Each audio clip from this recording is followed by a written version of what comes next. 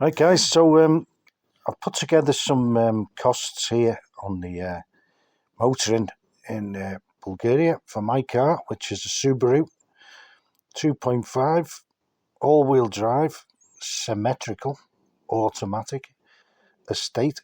And these are the figures for the year to get the car on the road legally and up and running. So the first one is the insurance, which was I was quite pleased with because it didn't go up. It was the same as last year, and I'm pleased with the price anyway, which is it's 151 euros. I've done euros because, like, some people think in pounds, some people left. So this is all euro. So it's 151, and that's with an unlimited green card, so I can drive anywhere in Europe. I think there's just one exception, just for the record, which is I think Kosovo, which you have to buy the insurance at the border there. That's if you want to go to Kosovo, Not many people do. So it's unlimited, and including the UK as well, actually. So that's the insurance. And the second on the list is the local town tax. I'm not quite sure what this is for. It's just a tax on cars, apart from the vignette, which is the next one. So that's 80 euros, which, if you look at the cost of the insurance and the cost of this tax, the tax seems to be quite high, and I'm not quite sure why, but it is what it is, and that's it. The national vignette is the next one, 44 euros. That's been about the same now for a few years, and for me that's fine, okay, because there's no toll roads in Bulgaria, and the roads have improved, so they do spend all the money on the roads, by the look of it anyway. And then lastly, there's the MOT test, which I've just had it done, which was 35 euros. And I think that included something to do with the fire extinguisher. I'm not sure. I think they say they serviced them or whatever. I can't see what they're doing really in the back room. They just take it in the back room and then it comes back out. So the total is 310 euros for the year. I mean, I think that's really, really fair and actually cheap to get a car on the road, insured, and that's all the taxes, everything. So I think that's pretty good. Right, so just in addition to that, I'd just like to just talk about the motoring in general in Bulgaria, and this is what you need, and a few little rules as well. So the first one is that you need to know when you get in a car is you've got to have the headlights on, dipped, always. It used to be just in the winter, but it's not now. It's all the whole year round. So you've got to have your lights on, right? So apart from that, you've got to carry this list of items, which is a fire extinguisher, which has got to be tested, and they have a sticker on them, and up to date. They put an up to date thing on them, which is then there's a warning triangle, which I think is good. It's a good idea to have a warning triangle to warn people when they're approaching you that you're broken down or whatever. High vis vest, which again, fair enough. Spare bulbs, and a first aid kit, which is also, not a bad idea. Now, there's a few things, because we have colder winters here, there's a few things I also do, and that's carry.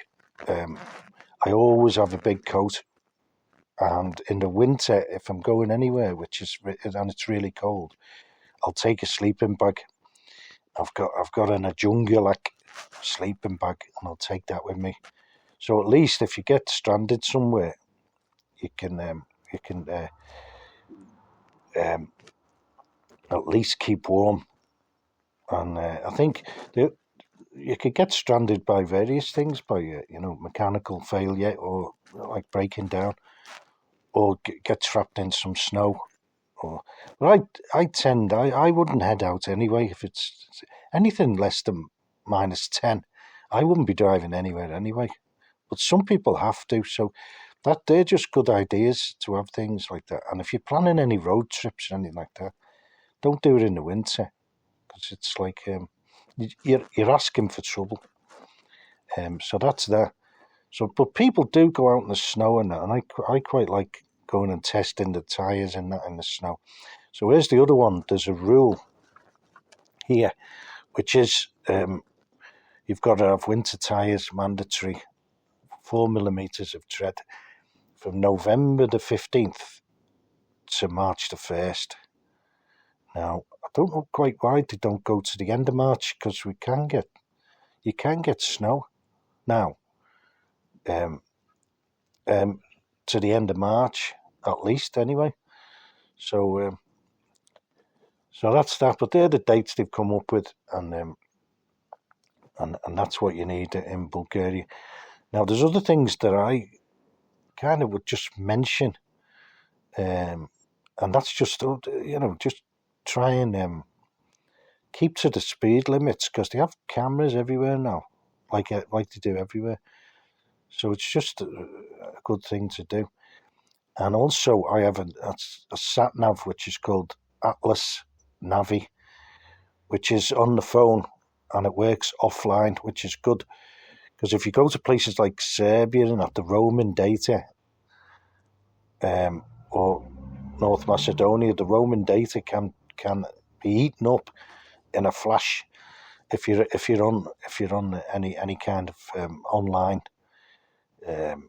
application. So Atlas Navi, it's like a crypto. It's connected to crypto, and when you put information in, like where cameras are and where petrol stations are, you get rewarded with cryptocurrency. So that's good. But I'm not a fully signed up member for that, because you've got to buy an NFT, and they're not cheap. But you'll get your money back. And actually, when we were in Romania, all of a sudden, you don't see it so much in Bulgaria, because I don't think many people are using the app. But in Romania, all of a sudden, all this information started coming onto the screen, where everything was, like accommodation, cameras, petrol stations, and it was obviously people are using the app and putting the information into the app, And you can also mine the cryptocurrency through which is coming up. And what it is, it's for regular drivers, really. And you attach it to the dash cam, and it reads the road, and the more people you get, obviously, the more accurate it's going to be. And this is for AI applications as well. It does tell you now where all the road is, but this is for the in cities and that, for driverless cars and whatever is coming up. So that's Atlas Navi, and it's free. You can get a free version, and I find it better than the other one, which is like a TomTom, and I can't remember which my road trip manager has, but it's not very good in pinpointing addresses, and this is fantastic. You can actually put the house number and everything, but you can't on his one. You can put the coordinates in, but this one is really, really easy. Okay, so that's just a little bit of information about driving in Bulgaria. And I would say just take your time. And if you're not comfortable with driving, if you're British and you're not comfortable with driving on the other side of the road, well, don't do it. And, use another form of transport, or get someone to drive you. So that's motoring in a nutshell in Bulgaria. Okay.